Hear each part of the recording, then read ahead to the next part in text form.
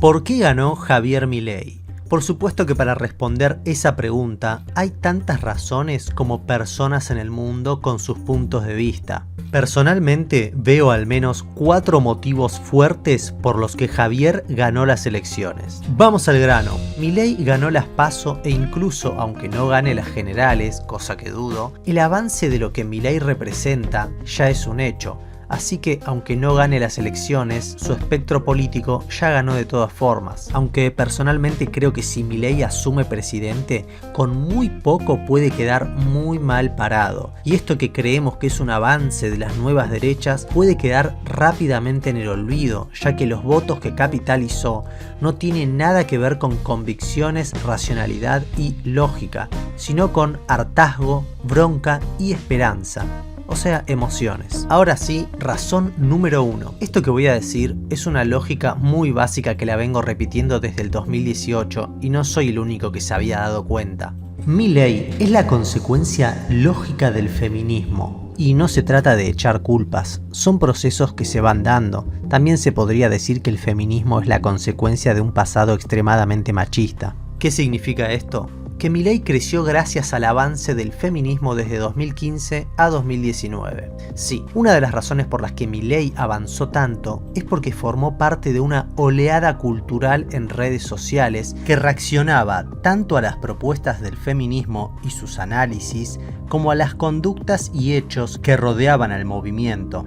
Acusaciones, escraches eludiendo la justicia, lo cual generó gente que se quitó la vida, intentos de censura, pintadas violentas, destrozos, etc. Desde el año 2015, con la creación de Ni Una Menos, parte de la sociedad comenzó a identificarse masivamente con los discursos que ejercía este movimiento. Varios de esos relatos fueron percibidos por mucha gente como sesgados, carentes de datos duros y provenientes de diagnósticos erróneos, tal vez malintencionados, no por sus actores, o sea, no por las feministas, sino por lo que se acusaba que había por detrás si uno investigaba, por ejemplo, el origen de los fondos económicos que recibía el movimiento, por ejemplo, para aprobar la ley de interrupción. Lo nombro así para que no me desmoneticen el video.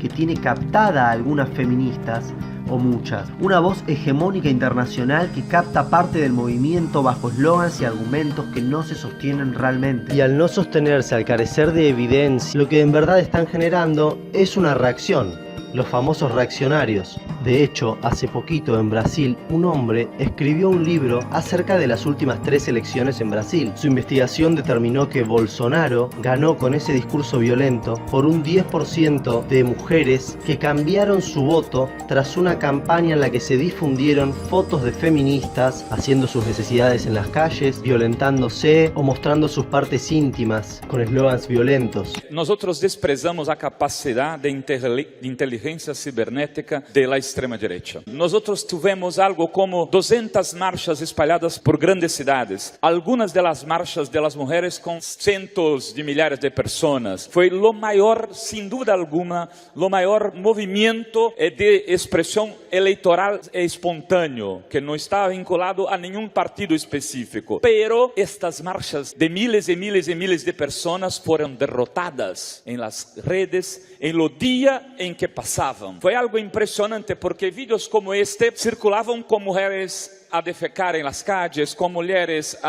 peladas y nudas, con escrito putas, con mujeres, incluso fotos que no eran de las marchas. Cuando salen las primeras encuestas, después de este gran movimiento, Bolsonaro había crecido muchísimo en las encuestas. Entonces, si el discurso es hegemónico, internacional y financiado por el poder real, lo que en verdad quieren no es el avance del feminismo, sino sobre todo la reacción opositora. ¿Pensás que la corrección política es progre, si se quiere, beneficia al discurso de la derecha? Digamos, tanta censura, tanta énfasis en tildar de facho, de machista, de directamente desprestigiar por completo al disidente, beneficia a que se generen, digamos, grupúsculos de derecha, o que ya más que un antifeminismo, son casi grupos misóginos, digamos, de antifeministas radicales. O mismo Bolsonaro, que está en contra de la ideología de género, según él. Claro. Es que hay una defensa por parte del liberalismo, que es el liberalismo. Cuando estoy hablando de liberalismo, estoy hablando del derecho que reclamaron los primeros liberales a poder expresar lo que uno piensa en libertad. Esta ha sido una de las buenas ideas del liberalismo. El liberalismo, en lo político, en lo que tiene que ver con la expresión, ha propuesto esta buena idea, que es una idea fundante del mundo moderno. Es decir, todo ser humano tiene que poder expresar sus ideas, su pensamiento, sin ser perseguido por eso y libremente en la prensa. Si esto tiene un límite o no, lo podemos discutir otro día. Pero en principio, ese límite trata de ser muy reducido hoy por los defensores de lo políticamente correcto. Entonces, si alguien escrachado públicamente quiere defender, dice no, no debe hablar. Si alguien está estudiando la inteligencia en relación a grupos humanos, dice no, no debe ir a la universidad a dar su charla. Que es lo que está pasando ahora en las universidades norteamericanas, donde van las feministas y hacen un escándalo para que esa persona no hable. Entonces, la derecha, para responder tu pregunta, que lo que defiende es la libertad de expresión, está tomando a la izquierda autoritaria, porque tiene en este momento la izquierda que se expresa en los medios un lado muy autoritario, tratando de hacer callar a la gente, y por supuesto que trata, y creo que gana muchos adeptos por eso, lamentablemente. Quizás yo veo gente del colectivo de gente que le molestan los petardos visibilizándose de una manera que vos decís, va a ganar Milei, si seguís así. Okay. ¿Entendés? Tipo, si seguís inventando colectivos, si le decimos ella a un gato, tipo, me parece que va a ganar Milei. Es un, perdón, no quiero, pero me parece que está un poco yendo todo muy en camino a que sea casi un chiste, parece South Park ya. Está bien igual, porque tampoco es que haya consecuencias demasiado graves. Me parece que es como una etapa de confusión que iba a haber después de una etapa de enojo muy grande, que era rejustificado y que es justificado. Eso me interesa. ¿Estamos en una etapa de confusión? Sí, esta es la era de la confusión. Si el feminismo hoy en día es, si querés poner un pi, Florencia Frejó, yo no quiero ser feminista. ¿Entendés? Okay. Eso me pasa también. Como que está muy monopolizado, como que no se entendió un sorete, que al final son todos reclasistas, que me parecen bueno, nada, eso también. Y que hay un montón de discursos y de cosas de querer quizás protagonismo, porque ahí también hay ganas de contar algo. Entonces, esa ganas de tener el protagonismo hace que quizás sí genere un efecto medio contrario y den ganas de hacer más chistes. Personalmente, yo ya no pertenezco a ningún istmo, me considero vivo y enterrado. Pero sí, soy totalmente consciente de cuestiones energéticas además de políticas, y creo que es fundamental que la energía femenina y el arquetipo maternal de amor crezcan y avancen, sobre todo en la crianza. Por eso recomiendo crianza respetuosa, que es, hasta donde yo logro ver, la única forma de cambiar el mundo realmente desde su raíz. Con esto quiero decir que hay algunas cosas del feminismo con las que coincido, porque se asemejan al análisis que hago de la cuestión, de lo que llaman patriarcado, machismo, etc. Sin embargo, si hay algo que ha demostrado la parte más ruidosa y hegemónica del movimiento, a la que todos adherían directa o indirectamente, es que lejos de ser una energía femenina y de amor, lo que se vio en aquellos años fue todo lo contrario. Lo que te quiero decir es que puedo entender tanto al feminismo como al antifeminismo, y creo que ambos tienen algo de razón, y la única forma de avanzar para mejorar el mundo es poner al amor como eje ordenador, a la empatía, a la templanza y las buenas intenciones a la hora de dialogar y de ejercer cualquier acción, como estoy tratando de hacer yo incluso en esto que digo. Creo que el movimiento feminista no supo comunicar su mensaje. Estoy seguro que no han logrado explicar todavía realmente qué es lo que quieren, qué es lo que ven. Y no me refiero a interrupción o abajo el sistema capitalista. Metieron todo en la misma bolsa, demasiados eslogans, demasiada moralina y acusaciones. Y eso es porque no han alzado la voz quienes hablan claro. No parece haber muchas referentes presentes en las redes sociales que elaboren un discurso sencillo y directo. Aquí pongo un fragmento de Rita Segato. Ella intenta poner luz sobre la mesa. Las reivindicaciones de las mujeres no son para las mujeres. Se hacen desde una acumulación de experiencia política, desde una que llamo politicidad femenina, una manera femenina de entender la política, entender la realidad y las reivindicaciones y sobre todo defender la continuidad de los pueblos. Se hace desde allí, pero no es del interés de las mujeres, es del interés general y de pretensión universal también. La lucha de las mujeres, y eso lo tenemos que cambiar, hacer un pequeño giro en la manera que lo veíamos. Mi feminismo no es el feminismo de la queja. La lucha de las mujeres es una lucha para la humanidad. ¿Ven? A esto me refiero. Si entendieran lo que es crianza respetuosa, entenderían a qué me refiero cuando digo arquetipo maternal, energía femenina. Estamos hablando de amor. Pero cuando hablan de patriarcado, yo creo que se equivocan. No están queriendo referirse a que la culpa es de los hombres que dominan, sino que se refieren al adultocentrismo, autoritarismo.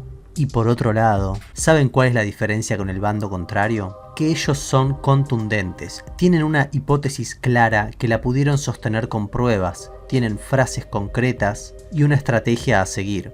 Ahora bien, ¿por qué dije que Milei avanzó por los diagnósticos erróneos del feminismo? Porque esos discursos muchas veces no estaban bien fundamentados y eran presentados, inconscientemente, desde una arrogancia y violencia que generaba una reacción contraria de igual magnitud. ¿Y por qué erróneos? Voy a poner un ejemplo muy rápido. El feminismo instaló la idea de que existe al día de hoy en Occidente un patriarcado, asegurando que la mujer, por ser mujer, es una víctima de la opresión de este sistema, y el hombre un privilegiado, que también es víctima, pero en menor medida. Pero eso no lograban sostenerlo con evidencia, porque los números muestran otra cosa. El hombre tiende a cometer juigirio en mucha mayor medida, a hacer los trabajos más forzados y por ende tener más accidentes y decesos laborales. El hombre es más propenso a ingresar al consumo de sustancias, abandonar los estudios, recibirse menos en carreras universitarias, tiene menos esperanza de vida y encima se jubila más tarde. Si hay conflicto armado, obligan al hombre a ir, etcétera, etcétera. Y para colmo, el movimiento feminista trabajaba para eliminarle al hombre un derecho básico elemental, la presunción de inocencia, escudadas en situaciones muy complejas. Claro que no era directamente que se pedía eliminar un derecho, sino que se le crea a la mujer porque hay situaciones muy complicadas que se dan adentro de los hogares y no siempre se puede presentar pruebas para que la policía y la justicia haga algo. Y ese tipo de situaciones y delitos, si bien el hombre también los sufre, la mujer los sufre en mucha mayor medida. Y claramente es el resultado de todo un sistema, por eso dicen que existe el patriarcado. Lo que yo digo es que ese sistema es el sistema de crianza. Entonces, no es que era delirante lo que pedían, pero sí muy peligroso.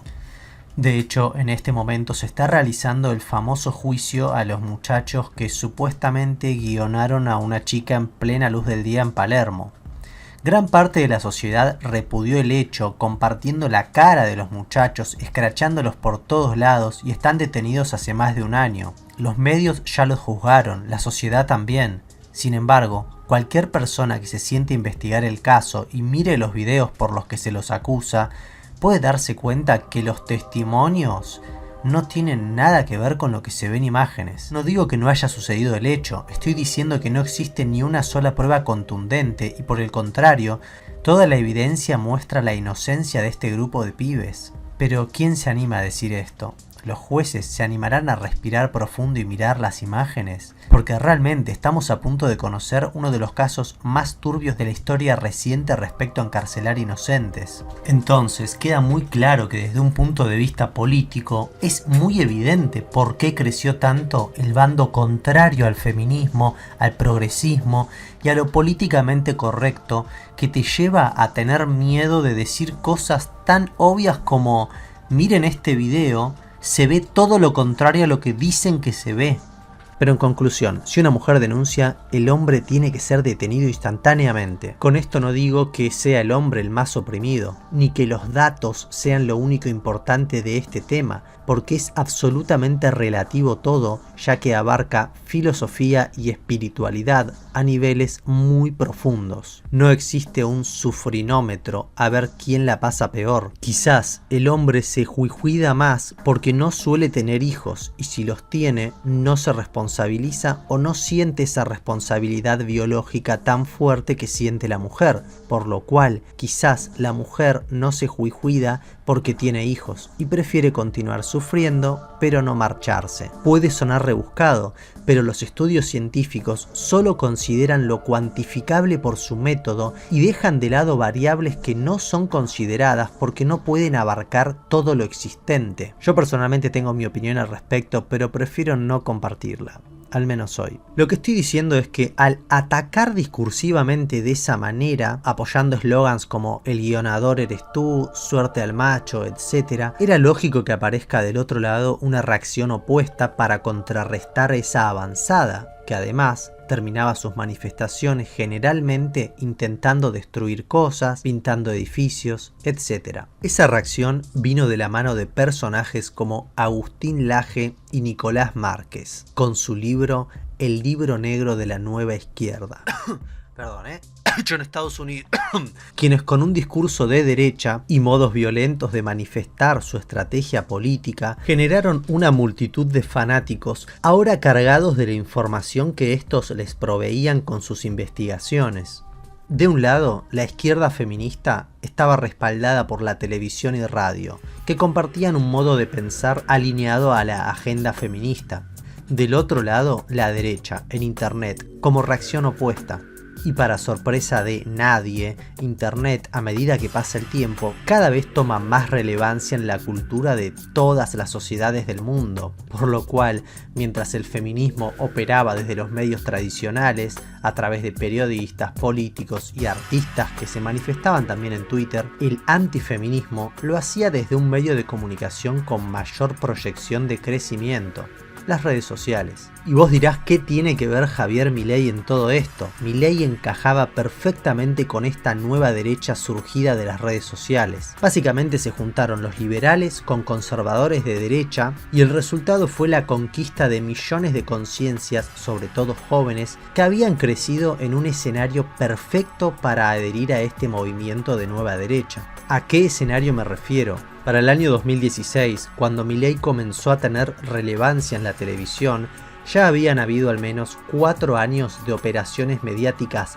duras contra el kirchnerismo. La ruta del dinero, los bolsos de José López y el atentado Bisman, teniendo como frutilla del postre la excusa perfecta: una avanzada feminista bastante irracional, violenta y moralizadora. Las operaciones mediáticas vienen de la pelea del kirchnerismo con el grupo de medios de comunicación más importante del país, cuyo CEO es conocido por la frase "ser presidente es un cargo menor" en relación a manejar la opinión pública. Esta situación de control de la opinión pública tuvo como adyacencia una mala comunicación del gobierno, que en aquel momento, hasta el 2013-2014, todavía era peronista, al menos en lo económico. Sin embargo, luego, errores en la gestión, soberbia, mala comunicación, devaluación en el 2013-2014 y la focalización mediática en la corrupción que siempre era adjudicada al gobierno generaron el escenario perfecto para que cualquiera que esté en contra del peronismo y o kirchnerismo sea considerado alguien serio. La violencia discursiva desde el 2012 en adelante comenzó a instalarse como algo normal. Entonces, llegado el año 2015, con el avance del feminismo, ya estaba dado el escenario para el advenimiento de una juventud ideologizada totalmente opositora a todo lo que tenga que ver con lo que el feminismo y el kirchnerismo representaba.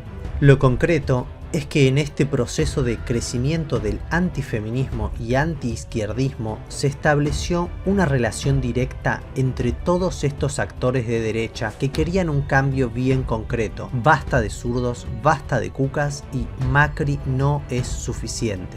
Entonces, Laje, Márquez y Milei aparecieron como espadachines de la racionalidad y la resistencia a lo que llaman socialismo empobrecedor.